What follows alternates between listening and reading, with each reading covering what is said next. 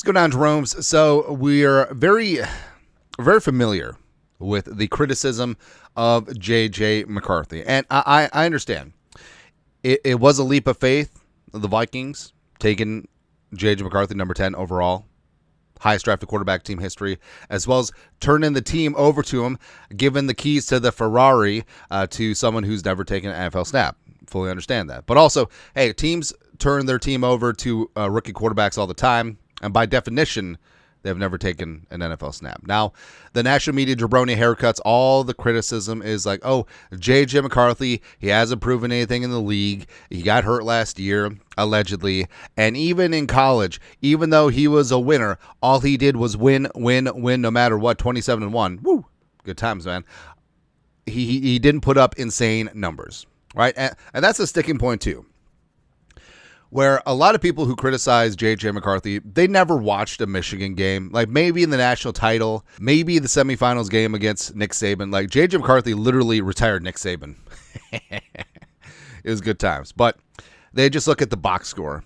And like their definition of a good quarterback is how many yards do you throw for, right? And not taking into account at all his role in the Michigan offense versus the role of quarterbacks and some of the wide open college offenses. You know, air raid has been around for decades at this point. You know, the fun and gun Spurrier type offense. RPOs is huge right now. Yards after catch. There are so many quarterbacks where if you just look at the black and white stats, passing yards, yards per attempt, touchdowns, they're so inflated because you have to look at the ADOT, average depth of target. And so many offenses are predicated on spreading out defenses and getting your playmakers one-on-one in space. Bubble screens, short passes, and letting them do what they do. All right, and that's the main knock against Shedeur Sanders, where, yeah, Shedeur has 70% completion percentage, big-time yardage, but if you look at the ADOT, it's low. That's because a lot of the offense was, hey, let's just get the ball to Travis Hunter and or Jimmy Horn and let them do their thing, right? And Shedeur greatly benefited from that. And you saw like the really fun poop talking videos between Cam Ward and Shedeur Sanders. Like Cam Ward literally talking about, hey, I would complete 80% of my passes if I could just throw screens and slants all day. But that's not what Cam Ward did at Miami, right? But bring it back to J.J. McCarthy, that's not what he did in Michigan. Michigan with Harbaugh, pro-style offense. And what we mean by pro-style offense is your quarterback's going to be under center. Going to be a lot of play action. You're going to run the ball. You're often going to be running out of two receiver sets. That's exactly what it's going to be like in the National Football League in Kevin O'Connell's offense. So that just because J.J. McCarthy never threw for 3,000 yards in a season, just because J.J. McCarthy never threw for more than 22 touchdowns in a season, it just doesn't mean anything.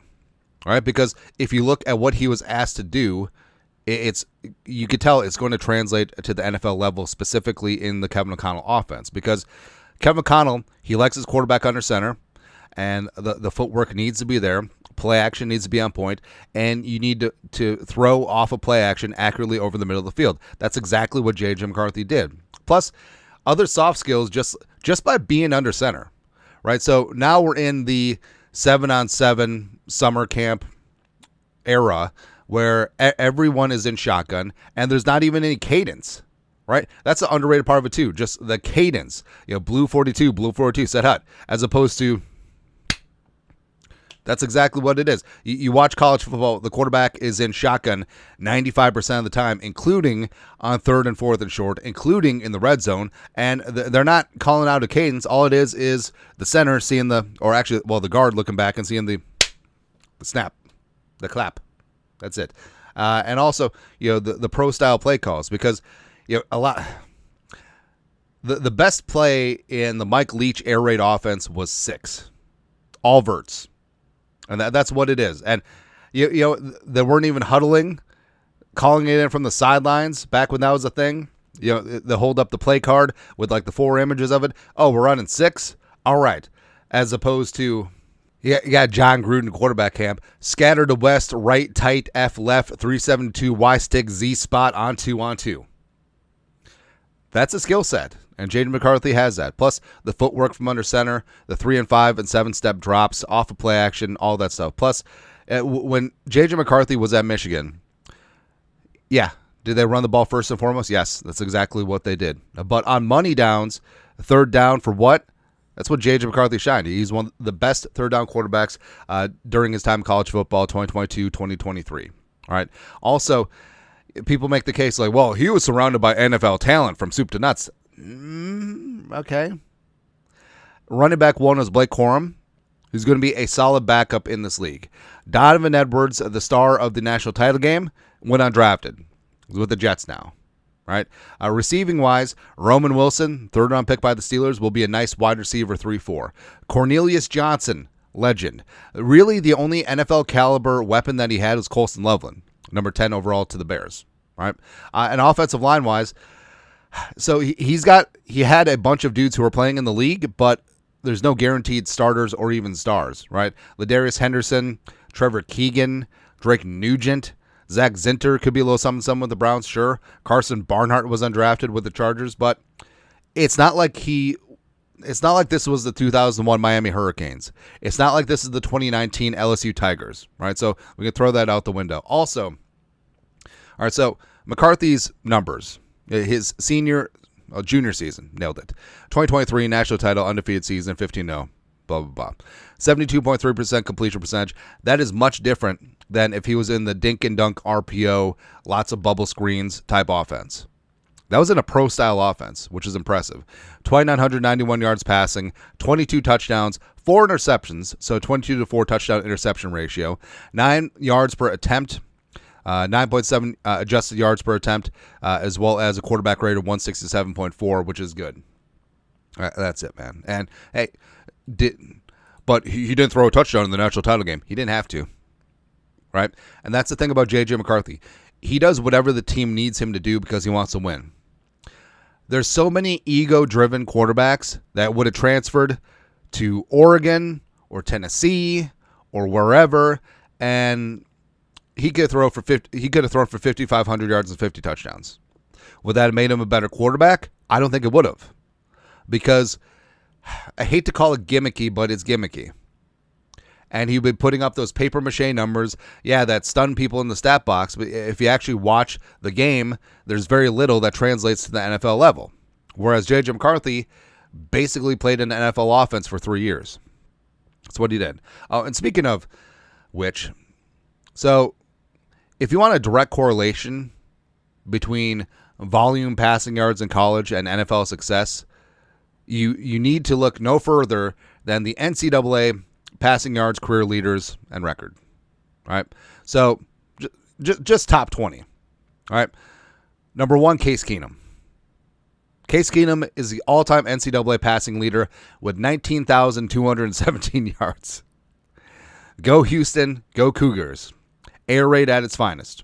Right. So Keenum, Minneapolis Miracle Man, I love him for that.